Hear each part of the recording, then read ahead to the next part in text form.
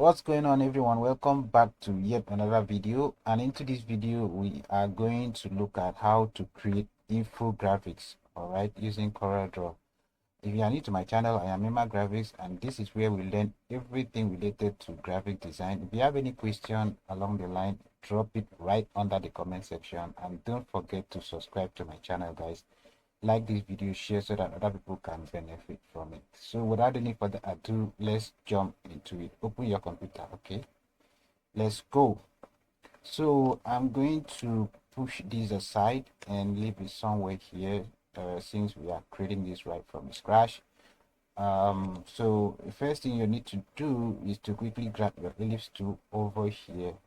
Okay, and once you do that, come to your work area and click and drag while holding down the control key on your keyboard. So you have something like this at the end of the day, so you just shift it to the center of your page. All right, so once you have this, you are going to come to this your ankle point here. So click and drag in while holding down the shift key. All right, this time around you are holding down the shift key while you click and drag like this, guys. So as soon as you have this, quickly right click on it and you have something like this. Okay, so once you have this, come to your rectangle tools over here and grab your rectangle tool and draw like this, just like that. Okay, so once you draw this, you bring this, click on this small one, this particular circle that you have here, and then press down uh, your shift key and then click the big one. All right, so that the two of them will be selected. Okay, once you have two of them selected, come to your property bar and click on combine. All right, once you combine it, you see that two of them are together. So you have something like this. Then bring this rectangle. You can let's bring a little bit, shift a little bit closer, something like this. So now bring it to the center of this. All right, in order to know whether they are right at the center, all you need to do is to select all of them. Okay, just click and drag and cover the whole thing, and then press Ctrl P on your keyboard. So all of them. Now you have everything selected and right at the center. So click on this particular one, this rectangle, click on it again. So you can see the first, when I click on this, the first thing you see here is the anchor point, but once you click it again, you will have the rotation one. So now we are going to use the rotation one and click and then press down press down control key on your keyboard while you click and drag. All right, so you have something like this. Quickly right click on it and release your hand from the mouse, then press Ctrl R on your keyboard to duplicate. All right, so once you press R twice, you have a duplicate like this.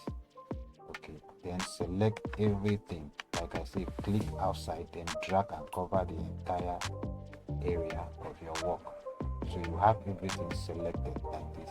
Then come to your property bar again and click on this particular one that says back minus front. All right, back minus front, don't forget that's what you are clicking now after you select everything. So once you click on that, you have something like this. Okay, so once you have something like this, the next thing you are going to do, you are going to come to your ellipse tool again, grab your ellipse tool and draw and have a perfect cycle like this. Okay, then take it to the center of this, take it to the center. Once you are at the center, expand it a little bit, just scale it up like this, guys. So once you have something like this, then click on this, hold down the shift key, click on that the circle that you have here, and then hold down your shift key and click on this, the big one. All right, then come to your property bar again and click on intersect. So this is my intersect, so I'll just click on it like this. So once you click on intersect, then click outside to deselect, then come here and take out this particular one. Be careful so that you don't delete the other one. So I'm going to quickly click on this one and move it like this, so that you can see that I'm removing the last circle that we have here. That's what I'm doing. Then right click on it, you see delete. So delete it. We don't need that one any longer. So this is the one we need. So we have this, okay, which is this one. We equally have this. All right. Okay. So after that, we are going to right click on this particular one and break it to part. Okay, you see break curve apart. So click on it. All right. So now you will have something like this. Have something like this at the end. All right. Okay. So we equally have to break this big one. So you can see that this big one is not break. So we are going to break the big one. So right click on it also and click on break curve apart. So once you break, you can see that you will be able to pick it one after the other. So this is what we are going to have. So now once you are done doing all that, you can now give a color to it. I think that's the last thing to do. So all you need to do, color it. So I already have my color. Okay, as you can see, I have my color over here. So if for instance you have your color the way I'm having it over here and you want to use the same color here, so you need to copy the color. So there are two ways to do that, or there are various ways anyways to do that, but it's either you click on this particular one, okay, click on any one you want to copy the color, just like this. Once you click on this, I want to use this color. So the next thing I'm going to do, I'm going to right click on this one and drag to the area I want to copy the color to. So once I get to this area, I will release my mouse. So you will see this option.